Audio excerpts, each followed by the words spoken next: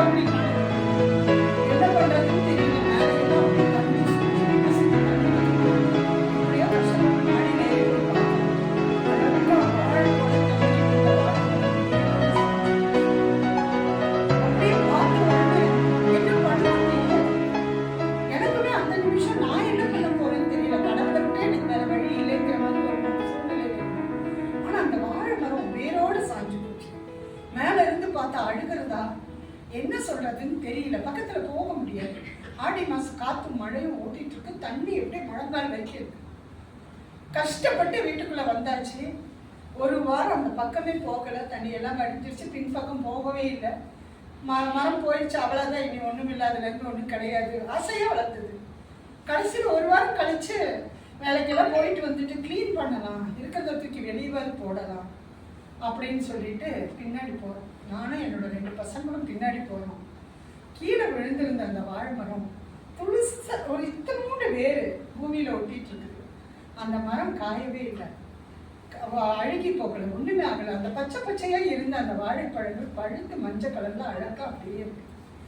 கொஞ்சம் கூட வேஸ்ட் ஆகாம அந்த இலையில இருந்து, அந்த பழத்துல இருந்து, அந்த தண்டுல இருந்து நாறு வரைக்கும் பிரயோஜனப்பட்டுச்சு. அந்த நிமிஷம் நினைச்சேன் ஒண்ணுமே இல்ல, முடிஞ்சு போச்சுன்னு நினைச்ச இந்த வாழை மரம் கீழே விழுந்தப்போ ஒரு சின்ன துளி வேர், அந்த வேரை பிடிச்சிட்டு உயிர் பிடிக்க முடியும்னா ஏன் நம்மளால முடியாதா?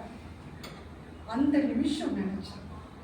உடஞ்சு போன என்ன பண்ண போறோம்னு தெரியாம இருந்த அந்த சிச்சுவேஷன், அதே நிமிஷம் மேல வந்தேன்.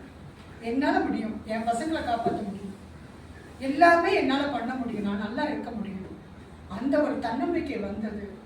ஓடுன வேலை. இந்த ஆஃபீஸ், கவர்மெண்ட் ஆஃபீஸும் சாயந்தரம் 5 மணி வரைக்கும், 5 மணிக்கு மேலே வேற ஆஃபீஸில் டைமிங் வரைக்கும் 7 மணி வரைக்கும் இப்படி ஓடிக்கிட்டே இருந்தேன். என் பசங்க 2 பேரும் MBA படித்தாங்க. நல்ல முறையில் கல்யாணம் ஆகி நல்ல மாதிரி ஒரு செட்டில் லைஃப் அவங்களுக்கு அழகாக கொண்டு வந்தாங்க. பார்க்குறவங்கெல்லாம் பாரு தனியாக இருந்தா எப்படி வருவான்னு நினைச்சோம், பாரு இப்படி வந்தாங்க. சொந்தக்காரங்களாம் பயந்தாங்க, ஏன்னா தனியாக இருக்காங்க, இவங்களை எப்படி நம்ம காப்பாற்ற போகிறோம்? நம்ம போய் ஏதாவது பேசணும்னா இவங்களுக்கு நம்ம சப்போர்ட் பண்ண வேண்டியது வந்துடும். எப்படி சப்போர்ட் பண்ணணும்? பணம் தான் எதிர்பார்ப்பாங்க. அதை எதையாச்சும் கொடுக்க வேண்டி வந்துட்டு நம்ம எங்கே போகிறது? அதே நேரத்தில் யாராவது நம்ம ரிலேட்டிவ்ஸோ இல்லை ஃப்ரெண்ட்ஸோ யாராவது கொஞ்சம் பேசிட்டா, என்ன இவ அவங்ககிட்ட இவ்வளோ நேரம் பேசிட்டு இருக்கா, இந்த ஏஜ் பேச்சுகள் வாங்க வேண்டியது எல்லாமே இருக்கும். சகஜம். இதெல்லாம் பெண்களுக்கு நடக்கிற விஷயங்கள். அதனால சொல்றேன், என்னடா இப்படி ஓப்பனா இதெல்லாம் சொல்றாங்களேன்னு நினைக்கிறேன். சொல்ல வேண்டிய கட்டாயம் இருக்கு.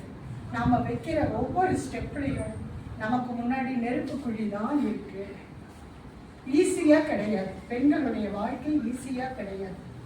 உங்களுக்கான உங்க கணவரோ இல்லை உங்க உறவுகளோ அவங்க உங்களை புரிஞ்சுக்காத வரைக்கும் நம்ம வாழ்க்கை கண்டிப்பா நல்லா இருக்க முடியாது. அதனால நம்ம என்ன சொல்றோம்னா, அவங்கள குத்தம் சொல்றதுக்கு சொல்லணும், அவங்கள நீங்க புரிஞ்சுக்க பார்க்கணும், உங்களை புரிஞ்சுக்க வைக்கணும். அதுக்கு ஒரே வழி நம்ம அன்பு காட்டுறது, நம்மளோட அஃபெக்ஷன் அண்ட் கேரிங். நீங்க பெருசா போய் நகை வாங்கி கொடுக்காதீங்க, பெரிய இதெல்லாம் வாங்கி கொடுக்கணும், அதெல்லாம்